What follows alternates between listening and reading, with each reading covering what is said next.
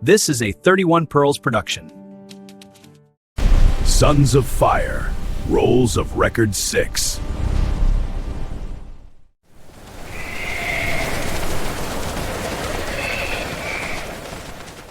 Before we left Droidesh, they brought living sheep and goats and hung them upon a tree standing in the place of assembly. Birds of bright colors and things of worked gold and silver were hung upon the branches, perfumes and oils with garments. They danced about the tree, and hewn wood was brought and laid against it. 3 maidens came, and it was lit and burnt as an offering to success.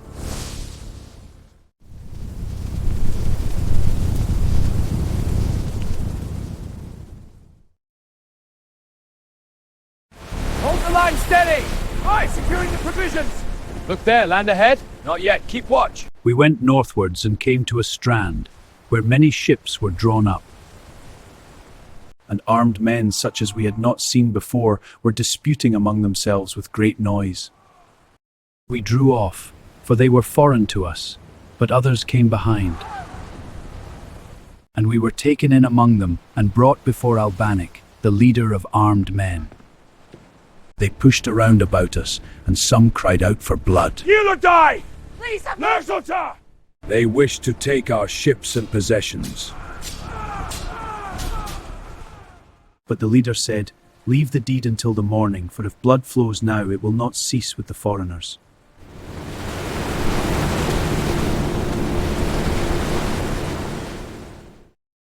That night, the wife of Albanic spoke to him and said, "My husband, I must speak with you.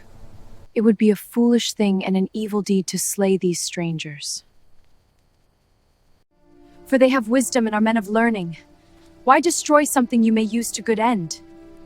The leader listened to her advice, for he knew there were many wounded men and none more skilled than we to attend them.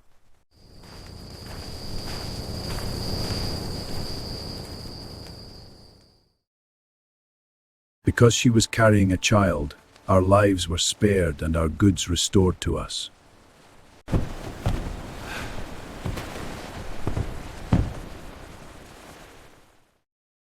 The commander among the captains was a warrior who, while hunting, had slain his own father, and so had to flee his own land. With him, he had taken the queen captured by sly and subtle means. But we feared him not, for Albanic looked upon us with favorable eyes.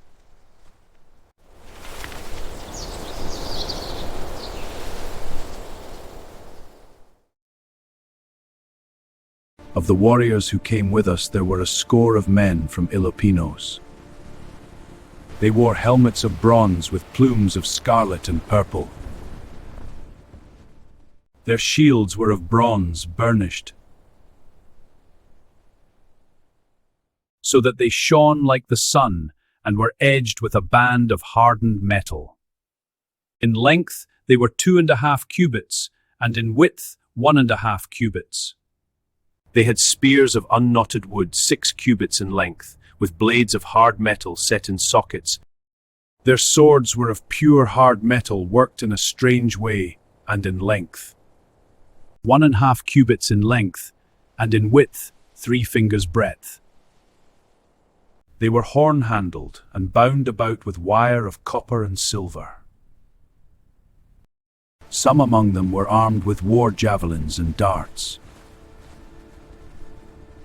They had a curious dart that turned over itself in flight and another that struck in from the side. In battle, they stood there in 3 to withstand the rush of the enemy. But they were weak in attack, for they moved heavily. With them were slaves and 60 attendants, who were plunderers of the battlefield, pillagers of the land, the cooks, the baggage keepers, and the carriers of burdens. The warriors were the battle craftsmen.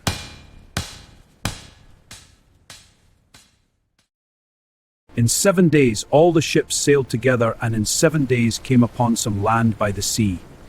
It was a place of the dead, where all was desolation. In the center of the land by the sea there stood a temple which had fallen into itself, for there were no people to keep it. The leaders and the chief among them went up to the temple and made sacrifices to their gods, whose voices they wished to hear. The daughter of Laban the armorer had hidden herself in the opening behind the flame and spoke to them in a strange tongue. They heard her voice and thought it came from a shadow god. She told them of the land of her mother called Belharia and bid them find their way there. She told them to take the Bethadan with them, for they brought good fortune and were beloved by the gods. The leaders went out from the temple believing they had been granted a vision. We sailed with a large company towards the west, and had nothing to fear except the whirlpool, for the red men with us knew the way of the waters. For long days we saw only the sea, and the land sighting birds all came back.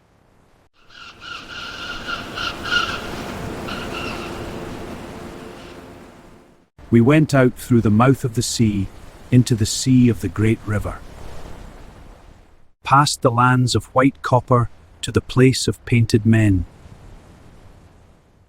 where we drew up the ships and staked them.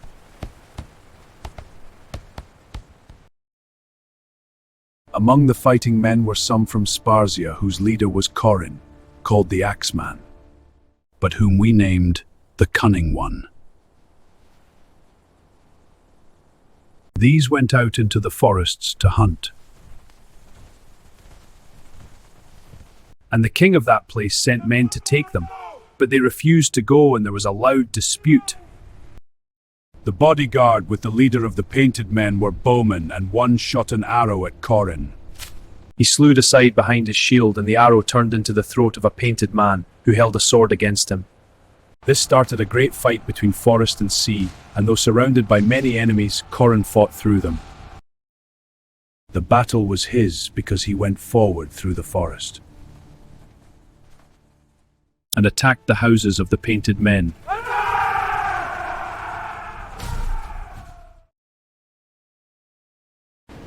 The ships were divided, and those who wished to set up the Eagle and Serpent went to the harbour of giants in Belharia. The same giants are builders of great temples, and they are 6 cubits tall. The ship with Corin stayed with us, and he hunted them out of their caves and slew them all, save one giantess. She came to us, bound as a surety for the life of the wife of Albanic.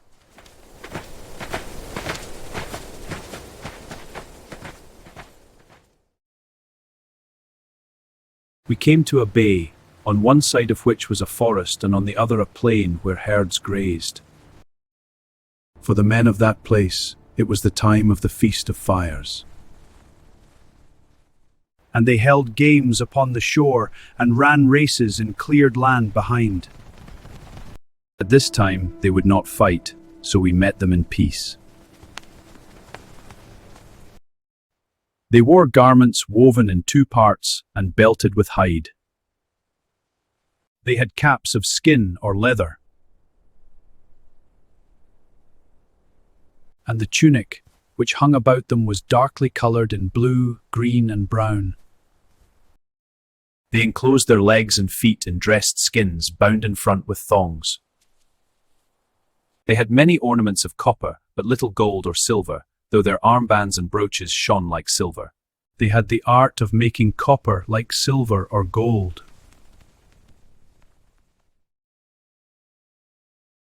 These people hold a great feast before the beginning of the heat, when their god Mago appears.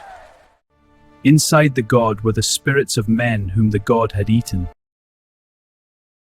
and their voices could be heard calling for deliverance from darkness. Because of the feast, these people demanded the giantess, and she was given over to them for the days of feasting.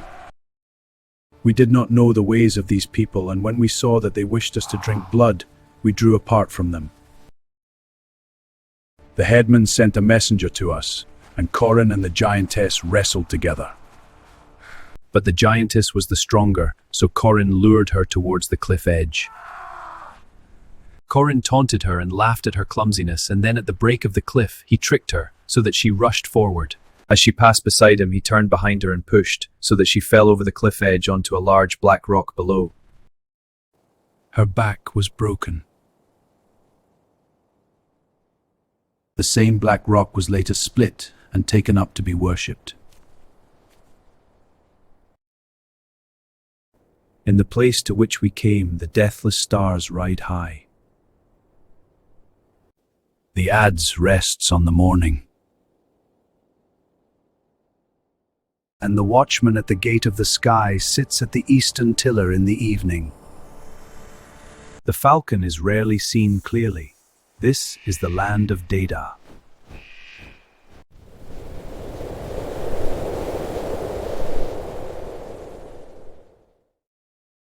We warned them, but they would not listen. They were fasting before the battle, the sacred fast before they ate the meat of the offerings. We buried salt beneath the floors of their houses, so that no man would live there again.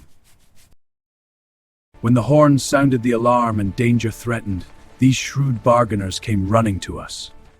Their faces were wet with the sweat of fear, and their lips trembled. When the danger was past, they came out with chests puffed up and tongues bragging about their deeds. They were the first to push forward for a share in the plunder. Corin left to seek them. He took 2 ships but did not return to his children.